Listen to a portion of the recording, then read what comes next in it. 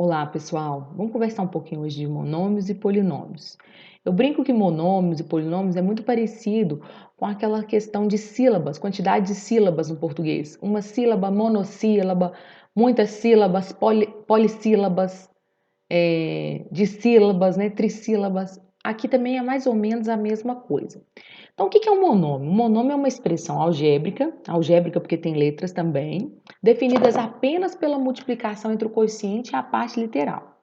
Então, nesses exemplos aí, todos são monômios, ou seja, não tem mais e menos operação de adição e subtração entre as partes, só tem multiplicações, porque a gente já sabe que o que é 2x? É 2 vezes x, que é um número que a gente não conhece. Então, esses exemplos aí, todos são exemplos de monômios. Tá, então o que a gente precisa entender então de monômio neste momento? Monômio, a gente precisa entender o que é a parte literal e o que é o coeficiente numérico daqueles monômios. Então, eu vou colocar aqui de vermelho a parte literal. O que é a parte literal? Literal vem de letras, né? Então, é a parte de letras, as partes de incógnitas que eu tenho naquelas expressões algébricas. Então, nesse caso aqui, ó, este aqui é a parte literal, x. A B, parte literal, né? É todas as letras que compõem. X ao quadrado, parte literal. X, Y, Z, parte literal. A, B, C, parte literal. Z, parte literal. Y, parte literal. B ao cubo, parte literal. A, X ao cubo, parte literal. Então, essas são as partes literais. Reparem, pessoal, que daqui a pouco a gente vai ver uma coisa que chamado grau. Qual é o grau do monômio? Grau é a quantidade de letras que tem aquele monômio. Então, por exemplo, aqui a gente consegue ver que isso aqui é do primeiro grau, porque tem uma letra. Esse aqui a gente consegue ver que é do segundo grau, certo?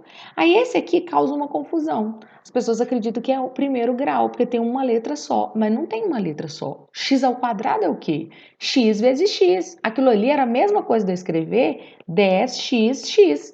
Mas para mim não ter que escrever xx, escreve-se x ao quadrado. Então aquilo ali é o segundo grau, ok? Bom, então vamos agora pensar no coeficiente numérico. O coeficiente numérico eu vou fazer aqui de verdinho.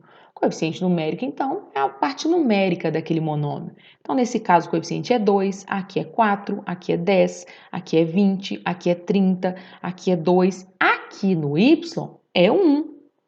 Não tem, mas é 1, porque se fosse 0 nem tinha o y, porque 0 vezes y é 0. E aqui no b, 1 também. E aqui no 100. Se fosse fracionário, também seria um exemplo clássico que a gente vê que às vezes as pessoas se confundem. X sobre 2, outro monômio. Quem é o coeficiente numérico? 1 sobre 2. Né? O coeficiente numérico não é 2, é 1 sobre 2. E a parte literal seria o x. Bom, então vamos pensar agora nos monômios semelhantes. Para que a gente vai pensar nos monômios semelhantes? Porque daqui a pouco a gente vai ver que a gente só pode operar quando for monômios semelhantes. Então, o que é monômio semelhante? Desculpa. Monômio semelhante, para que a gente vai ver monômio semelhante agora? Para que a gente tem que entender monômios semelhantes agora? Porque daqui a pouco a gente vai ver que para adicionar ou subtrair, a gente só consegue quando são monômios semelhantes. Então, o que são monômios semelhantes? Quando possui a parte literal semelhante. Eu não vou falar igual, porque vocês vão observar aqui, ó, principalmente neste exemplo, que eles são monômios semelhantes. Ué, professora, mas está ao contrário. A ordem dos fatores não altera o produto. Isso aqui não podia. Por exemplo, 2x2y, 2xy2.